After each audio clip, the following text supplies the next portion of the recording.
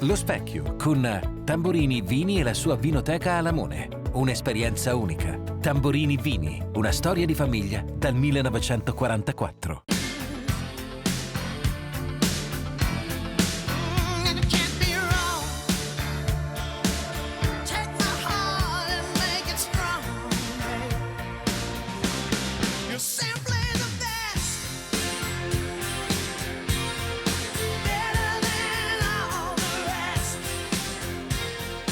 Buonasera, siamo tutti diversi, la normalità non è che una convenzione. Queste sono parole della nostra ospite. Lei è di formazione, una psicologa attiva nel mondo dello sport, è una donna che da anni deve fare i conti con una malattia rara, anzi rarissima, ed è la fondatrice di New Ability, che è un'associazione che ci apre gli occhi e il cuore sulla disabilità e sulla vita, direi. Allora diamo il benvenuto a Giada Besumi. Buonasera e benvenuta. Buonasera a tutti. Simply the best per la nostra ospite, ma non eccediamo in adulazione, che non è mai elegante eccedere nella piaggeria, però ci abbiamo preso con Tina Turner. Tina Turner sì, è un grande personaggio con una grande forza che ha superato tante sfide e mi sono ispirata tanto a lei proprio sul palcoscenico, l'energia, l'esserci, nonostante le difficoltà. Abbiamo l'energia veramente da dare, non solo a noi stessi ma anche agli altri, quindi assolutamente azzeccato. Ha citato il palcoscenico perché? Perché da quando sono veramente piccolissima una delle mie passioni era proprio il mondo dell'arte, della musica, del teatro, dello stare sulla scena. Nonostante fossi timidissima è stato il palco a portarmi poi ad aprirmi al mondo e a capire che le parole erano importanti e che si poteva fare di più. E poi perché con New Ability noi facciamo spettacoli sia di danza che di musica che di teatro, aperti proprio a tutti, quindi dai bambini agli adulti oltre i 90 anni, con e senza disabilità, qualsiasi lingua, qualsiasi cultura, quindi insieme creiamo degli spettacoli che permettono alle persone di esprimersi attraverso quello che è la danza, la musica. È un'associazione che è nata nel 2015, ha sede a Lamone e alla base c'è un concetto meraviglioso che riposiziona certi paradigmi sull'abilità e la disabilità. Insomma, pare che siamo tutti, abbiamo tutti delle abilità e abbiamo tutti delle disabilità. Quindi Giada Besumi, lei ha sviluppato questo concetto nuovo che va oltre un po' la tradizione dei concetti di inclusione, di differenza fra abilità e disabilità. È un po' così. Sì, nel senso che nel 2011, quando abbiamo aperto i primi progetti, l'idea nostra era quella di vedere se persone con disabilità potessero riuscire a entrare in contatto con persone senza disabilità e viceversa, e che insieme si poteva, come si può dire, si potevano trovare le abilità di ognuno e insieme trovare qualcosa di nuovo, un nuovo modo di comunicare, un nuovo modo di essere insieme. E nel 2015 poi, formando proprio questa associazione, l'idea di non chiamarla con un nome che riportasse la disabilità, anzi il contrario, cioè New Ability, quindi nuova abilità. Il fatto che ognuno di noi ha delle fragilità, ognuno di noi però ha anche dei sogni e ognuno di noi ha la possibilità di trovare quelle risorse o quelle abilità che gli permette di fare la differenza nella vita. E su questo abbiamo detto con chi vogliamo lavorare? Con tutti. Con tutti, perché tutti siamo persone e prima di tutto dobbiamo vedere la persona. Poi ci sta che magari ho una malattia, ci sta che magari non parlo l'italiano, ci sta che ho delle problematiche sociali, familiari, piuttosto che una disabilità, ma siamo persone. Quindi in scena ci vanno tutti, persone Ci vanno tutti. Con abilità e disabilità. Siamo tutti uguali, eppure, però almeno se io penso alla mia esperienza personale, quando fin dai primi anni delle scuole, della scolarizzazione, siamo abituati ci mettono nelle classi, no? C'è una separazione in categorie in base proprio alle abilità. Sì, perché comunque il nostro mondo è selettivo. Io prendo per esempio il mondo dello sport. Non tutti diventiamo ballerini della Scala di Milano o diventiamo dei calciatori di Serie A. Anche lo sport è selettivo, abbiamo diverse categorie e così è stato un po' anche in quello che sono le abilità scolastiche, i livelli A, livelli B già, anziché uno può, non può, ed è un peccato perché in realtà secondo me tutti noi abbiamo dei momenti nella vita e tutti noi possiamo imparare qualcosa nella vita. Non è che siamo così e resteremo sempre così, anzi possiamo fare la differenza e quindi è lì che si blocca un po' questo discorso, no? Perché l'inclusione vuol dire che c'è dentro, c'è fuori, siamo insieme perché ci mettono insieme. No, noi vogliamo stare insieme, noi vogliamo essere tutti lì. Poi ci sono tantissime difficoltà, perché poi chi capisce in un modo, chi capisce nell'altro.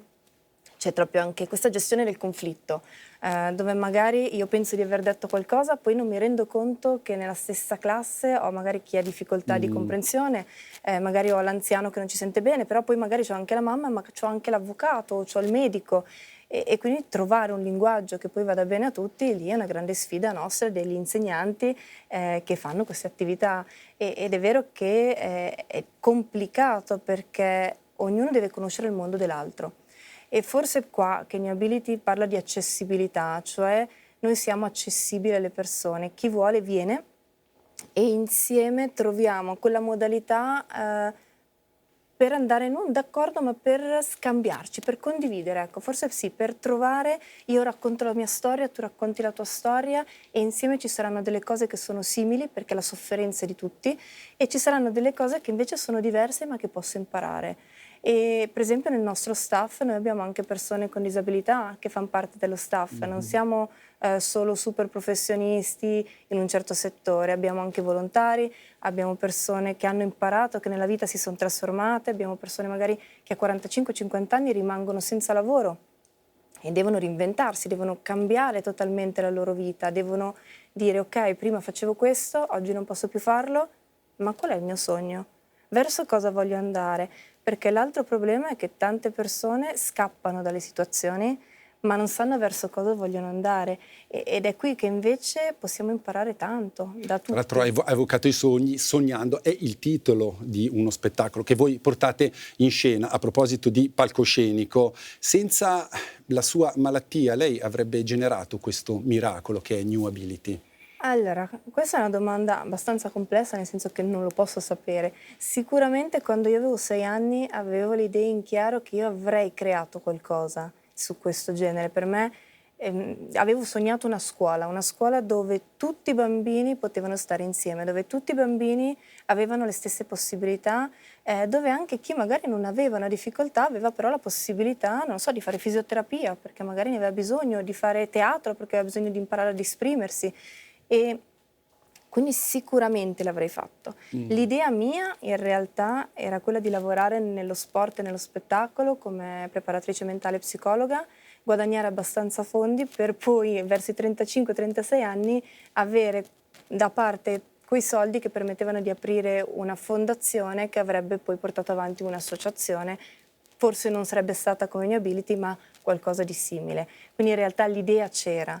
Poi la vita mi ha portato a cambiamenti, quindi ho anticipato i tempi e quando poi la malattia ha iniziato a manifestarsi in modo più prepotente, dove mi ha costretto anche in sedia a rotelle, mi ha costretto a cambiare veramente la vita, ho deciso di fare qualcosa prima. Quando si è manifestata questa malattia che rientra nel campo delle malattie autoimmuni degenerative e rare, come si è manifestata e cos'è già questa malattia? Io ho una sindrome di Sharp, che è una connettivite mista atipica con vascoliti ipersensitive e altre patologie correlate, quindi dall'urticaria interna, altre malattie come allergie piuttosto che emicrania con aurea, insomma ci sono associate tante cose.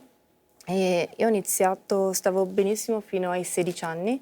A 16 anni ho fatto un incidente in moto, ho dovuto operare un ginocchio e durante questa operazione, l'operazione è andata bene, però c'è stata un'infezione e poi in seguito ho avuto anche un'allergia alla dormia, quindi all'anestesia e svegliata qualche giorno dopo ho iniziato a manifestare dei dolori strani, le articolazioni che si gonfiavano, dei momenti in cui avevo la vista offuscata, quindi delle problematiche. Inizialmente si dicevano passerà, non lo sappiamo, non sappiamo cos'è e quindi mi ha lasciato correre il tempo. Io di indole comunque facevo arti marziali e danza, quindi 2 sport dove sei abituato a gestire il dolore, sei abituato a gestire le emozioni, sei abituato a gestire anche quello che non funziona e quindi sono andata avanti. Anche con gli studi, tra l'altro, anche con gli studi. di psicologia a Losanna, e non era poco. Di psicologia e scienze motorie, quindi ho fatto i 2 sì. bachelor, sì. E quindi sì, io sono andata avanti fino all'università con alti e bassi, ogni tanto avevo questi svenimenti, ogni tanto avevo queste emicrania molto strane, fino a che a 21 anni circa ho avuto un primo attacco un po' forte che mi ha paralizzato praticamente tutta la destra, e ho capito che c'era qualcosa che non andava. Lì ho iniziato proprio ad andare anche dagli specialisti, facendo tantissime ricerche e tutti dicevano c'è qualcosa, ma non sappiamo cosa. Poi si passa a magari qualcosa come una sclerosi multipla, perché in famiglia abbiamo una persona che aveva la sclerosi multipla, però poi magari poi passavano un'altra diagnosi, poi magari un'altra Presumo diagnosi. c'era disorientamento da parte anche dei medici che Sì. probabilmente si trovano di fronte a una casistica rarissima e quindi c'è anche difficoltà nell'esprimere una diagnosi, presumo, in un campo di una malattia rara. Quindi la condizione del malato raro è una condizione di solitudine di fronte al mondo. Allora, più che altro di non comprensione, cioè spesso quello che a me ha dato molto fastidio, forse la cosa che consiglio e consiglio sempre ai medici, è quello di ascoltare il paziente, perché forse quello che non ho avuto è stato proprio un ascolto, cioè davano delle diagnosi o a volte anche veramente ti davano proprio la speranza zero, senza neanche aver capito chi sei come persona. Il fatto che io non urlo, il fatto che io non vado dicendo ho malissimo e piango, perché comunque io ho poca energia e l'energia che ho la voglio sfruttare per vivere, non per soffrire. E questo gli dava sempre l'impressione che forse io mentivo di avere dei dolori. Però ogni persona è diversa, ogni persona affronta il dolore e la malattia in maniera diversa. E quello che manca è proprio l'ascolto della persona che arriva, e credere in quello che dice la persona, perché tante malattie autoimmuni veramente nascono così. Poi magari ci sono dei periodi che ti lasciano stare, che stai discretamente bene, e poi hai dei periodi invece dove non riesci magari neanche a muovere nessun muscolo. E quindi dire veramente a una persona guarda, tu hai questo, poi no, magari è questo, poi magari è questo, poi magari stai per morire, e tu dici come sto per morire, ma su che basi? Sì, sì. E ti lascia veramente un po' nello sconforto. Dopo è vero che se tu hai una famiglia, hai degli amici, hai una rete sociale, è più semplice. Io ho avuto la fortuna che nella mia vita mi sono sempre circondata da tante persone, da persone diverse, e quindi ho sempre avuto qualcuno al mio fianco, nel bene o nel male. Lei ha parlato di energia limitata, mi pare di capire. Allora le voglio chiedere perché una donna che ha un'energia limitata, che è gravata, penso anche nella quotidianità della sua malattia, ha deciso di farsi carico di diventare rappresentante e voce del mondo della disabilità da una parte. Poi nel suo studio di Lamone so che passano famiglie in difficoltà, ci sono persone con degli handicap, ci sono ragazzi che vanno male a scuola. Lei non ha mai il desiderio, in fondo, di abbandonare, di scaricarsi di questi pesi, considerato appunto che lei ha poca energia e la deve ben impiegare. Dopo, ovviamente, aiutare gli altri è anche un modo per impiegare bene la propria energia. Giada Besomi non ha mai voglia di normalità, e uso questo termine messo entre guillemets, considerato che siamo tutti normali e anormali. Sì, ci sono dei periodi dove la fatica, il dolore ti dice devo pensare a me, non posso occuparmi degli altri, ed è anche per questo che in New Ability mi sono circondata da tante persone che quando io non posso ci sono loro, e loro portano avanti la filosofia di New Ability. Ecco, forse sono cambiate le priorità. Ecco, io ho capito dove dovevo mettere l'accento, perché non solo l'associazione, ma più che altro la filosofia possa continuare anche senza di me. E quindi non sono più così indispensabile. Sì, è importante che ci sono perché lo rappresento, la faccia che meno male si vede è la mia, ma è anche vero che tantissimo del lavoro che viene fatto da altre persone che sono cresciute con noi e che hanno deciso di sposare questa causa e portano la loro esperienza e la loro professionalità per aiutare altre persone. Quindi io intervengo, supervisiono. Ecco, il mio lavoro adesso non è più insegnare danza, è supervisionare la lezione di danza, cioè supervisionare che quello che stanno facendo le mie colleghe sia ok, o dargli quei consigli perché possiamo migliorare ancora di più, dargli la mia esperienza. Io oggi sono formatrice perché formo le persone a cambiare, a modificare la loro cultura verso una cultura più aperta e più aperta all'accessibilità e alla diversità, proprio come valore aggiunto. Quindi sì, le mie energie tante volte devo dire oggi non ci sono per nessuno e capita che alcune domeniche io spengo il telefono e non ci sono per nessuno, proprio perché ho bisogno di recuperare io le energie, ma ho veramente e ringrazio veramente tutti, sia i volontari che i professionisti, che quelli che sono attorno all'associazione, intervengono solo quando c'è bisogno, li ringrazio perché senza di loro non si potrebbe fare questo. Anche la professione di psicologa richiede una presenza sul campo costante. Il fatto che lei ha questa malattia e ogni tanto si deve negare comprensibilmente può andare in conflitto con la sua professione, che in realtà richiede una presenza quotidiana con i pazienti. In realtà io non lavoro più come operatrice in psicologia sportiva e come coach proprio perché non posso più garantire la mia presenza, non posso più per esempio andare in montagna, ecco se io vado in montagna ho dei rischi, quindi non posso più andare con gli sciatori, piuttosto che non posso essere in pista di ghiaccio, non posso più essere sul campo con il sole magari d'estate e quindi ha cambiato tutta la mia professionalità, ho dovuto veramente fare i conti con quello che a me piaceva, perché era il mio sogno, cioè quello di lavorare con gli sportivi, con gli artisti, con persone che erano in difficoltà, era proprio quello che io volevo.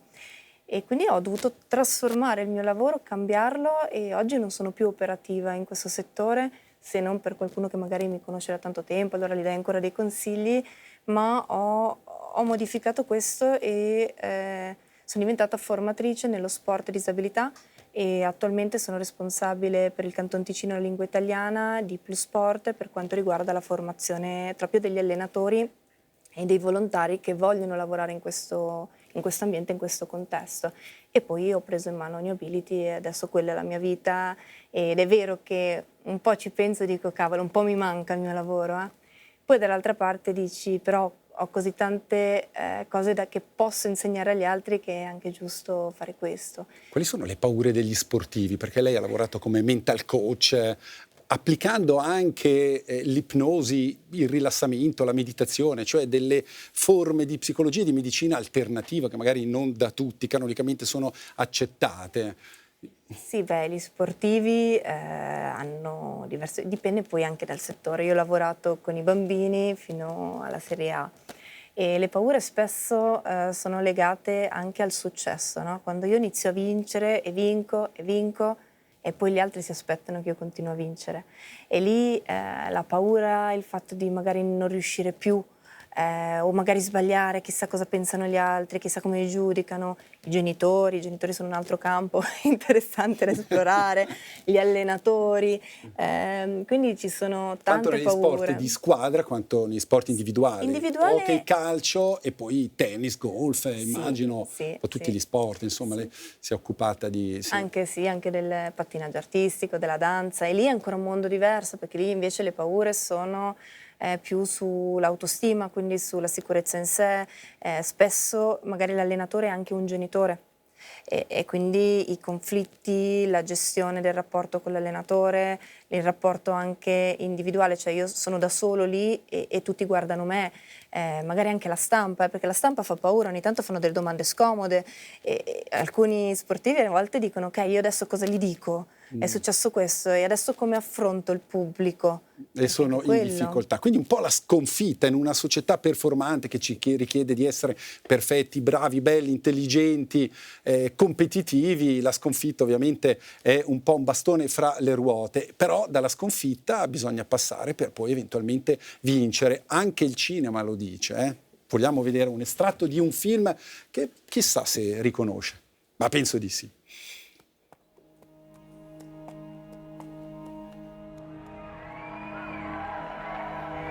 Frodo, any chance of seeing that old ring of mine again?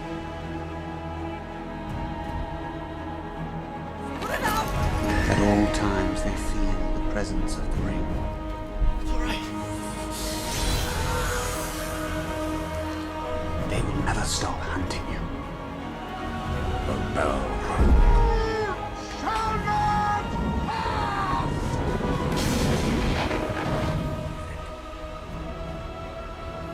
Death is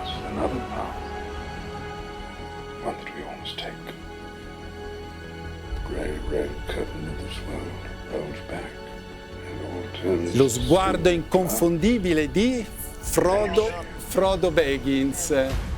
Sì, il Signore degli Anelli. Bravissimo, è il Signore degli Anelli. No, io ho sbirciato un po' nella sua biografia, mi risulta che lei abbia letto l'opera di Tolkien. In realtà me la leggeva mio papà, perché mio papà come fiabe ci leggeva Tolkien. E quindi sì, quindi il mondo, sì, il Signore degli Anelli è stato un passato da me da piccola, quindi questo mondo fantastico che in realtà racchiude tante cose che poi nel nostro mondo c'è, il bene e il male, ma anche le diversità, il fatto di dare in mano a qualcuno che in realtà gli hobby erano un po' considerati... I mezzi quelli- uomini venivano chiamati. Sì, addirittura quelli che proprio erano un po' confinati, c'erano quelli a cui non avrei dato quella fiducia per vincere e invece proprio a loro, perché avevano delle particolarità che gli altri non avevano, hanno dimostrato che in tutte le difficoltà, anche molto molto più grandi di quello che io pensavo di poter superare, ce l'hanno fatta con delle risorse che chi invece veniva considerato più bello, più bravo, non li aveva. Infatti gli elfi, che sono un po' fighetti, alla fine sono a servizio di Frodo Baggins, considerato un mezzo uomo, partito dalla contea, effettivamente dalla provincia, con delle caratteristiche fisiche, dico, deve andare a salvare il mondo, magari effettivamente uno gli dà. E invece quella è la genialità di Tolkien, è la grande lezione etica e morale che poi lei riprende anche con la sua vita. Dove e come è cresciuta Giada Besom? Perché il papà che legge Tolkien, chapeau, mi viene da dire. Sì, beh, io sono cresciuta a Bedano in realtà, quindi in mezzo ai boschi, e con un papà e una mamma che erano presenti. Mio papà lavorava tanto, però a lui piacevano le storie, piaceva raccontarci non solo Tolkien, ma anche Michelende, le fiabe, non le fiabe classiche, ecco. La storia infinita, La Michelende. storia infinita, bellissimo. Buono. Capolavoro anche quello, piuttosto che inventare le fiabe. Quindi noi inventavamo le storie. Il fatto di avere tanta creatività e tanta fantasia deriva anche da quello. Noi da piccoli, io e mio fratello, perché è un fratello, creavamo con lui le storie, quindi dicevamo i personaggi che volevamo e poi si creava questi mondi, si giocava a vedere cosa andava, come finiva la storia, no? E questo ci ha permesso poi anche nella vita di vedere le cose in maniera diversa. Poi vabbè, ci leggeva anche libri di medicina, altre cose che poi sono servite. Poi lui aveva questo fascino per la programmazione neurolinguistica, per l'ipnosi, per tutto quello che era il linguaggio e la comunicazione. E credo che ce l'ha trasmesso già da piccolini, quindi una buona dialettica e il fatto di avere la capacità di sintesi e spesso di avere anche dei problemi poi con gli altri perché magari ecco, siamo un po' scomodi e abbiamo avuto sempre questa cosa di poter dire quello che pensavamo, non aver paura di essere sinceri, di essere così. E di essere diversi, anche. in fondo, perché guardando un po' la storia dell'umanità vengono un po' i brividi, partendo dagli spartani che buttavano giù dalla torre i bambini che avevano un handicap, fino all'eugenetica nazista nel XX secolo. Insomma, ci sono ancora dei rigurgiti di questo tipo, cioè la sua battaglia nel far passare questo messaggio che anche un mezzo uomo come un hobbit può salvare il mondo. È una battaglia comunque non ancora vinta. No, sicuramente siamo lontani da questo. Per fortuna anno per anno si migliora. E ci sono sempre più possibilità. Ma è vero che è complicato perché in realtà è una cultura, cioè bisogna proprio modificare la cultura della gente. Spesso le persone non conoscono. Ho paura di quello che non conosco, perché non so come approcciarmi, perché non so cosa dire, perché non so. E per noi invece è importante iniziare a parlare del fatto che se io guardo la persona, ripetiamo proprio, se guardo la persona e non la malattia, non la disabilità, ma la persona, scoprirò molto di più, scoprirò che io e te siamo fondamentalmente umani.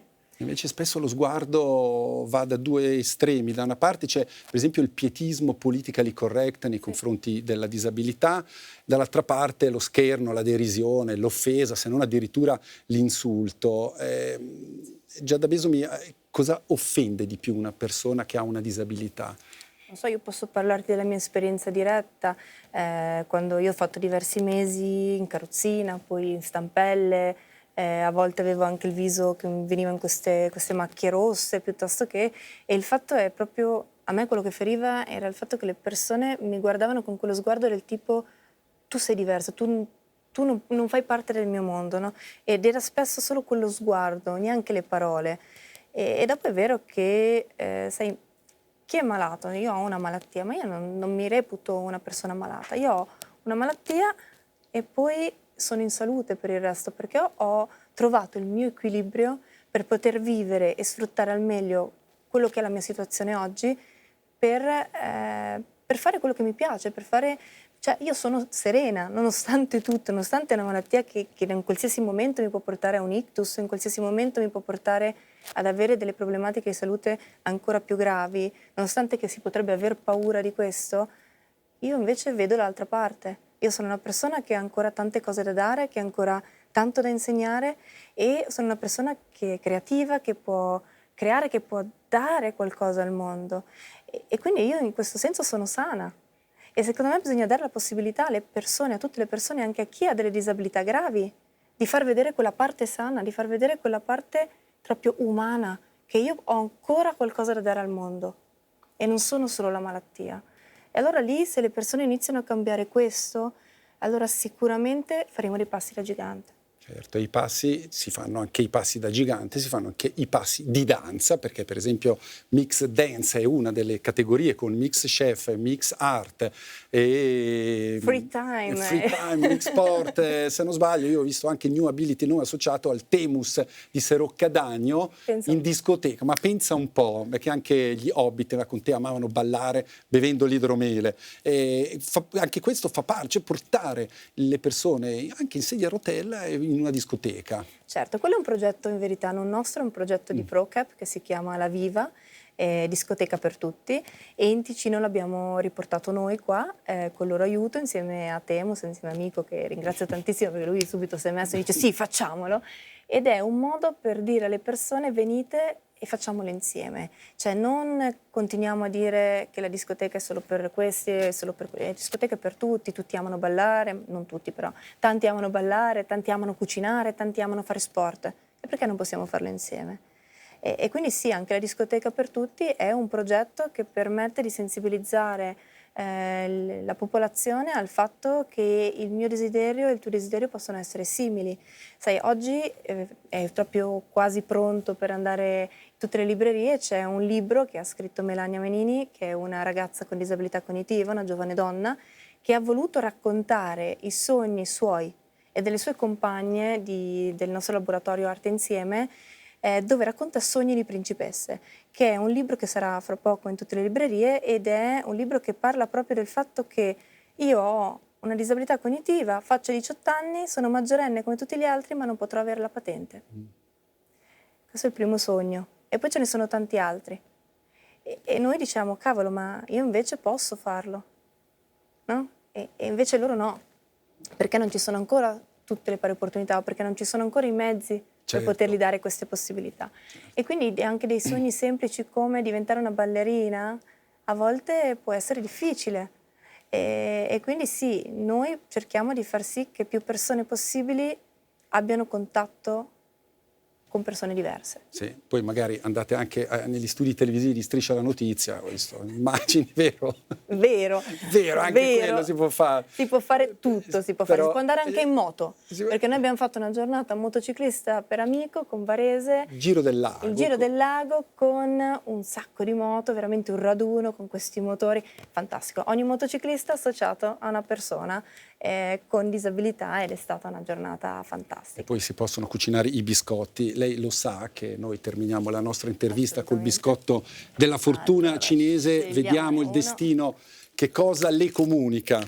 È un gioco, questo è un gioco, non va preso troppo sul serio. Inglese o italiano? Ah, pensavo in francese, c'è anche in francese. Ah, c'è anche in francese. Cioè, in realtà qua ci sono tutte le lingue, tra cui il cinese, l'inglese, ma l'italiano non c'è. Non c'è, Quindi ecco, vado sorpresa. col francese. Ma lei è sembrava poliglotta, giusto. quindi in francese ha C'est studiato bon. Losanna, penso che la traduzione riusciamo a fare un biscottino. Alors, quelqu'un qui rit de lui-même aura toujours une bonne raison de rire. Quindi chiunque ride di se stesso avrà sempre una buona ragione per ridere, e direi che è perfetta perché questo è. Questo è. Giada Besomi, grazie di cuore per essere stata in nostra compagnia e Grazie a te. per aver giustificato anche il fatto che lei è stata inserita nelle 101 donne di successo in Ticino, una pubblicazione di Fontana Edizioni.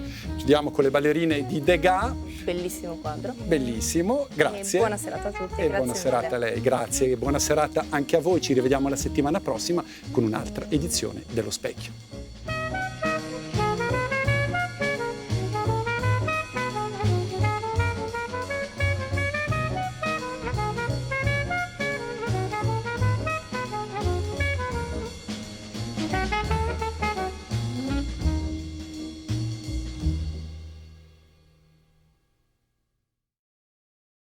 Lo Specchio, con Tamborini Vini e la sua vinoteca con un ampio assortimento di prodotti per ogni gusto. Tamborini Vini, Lamone.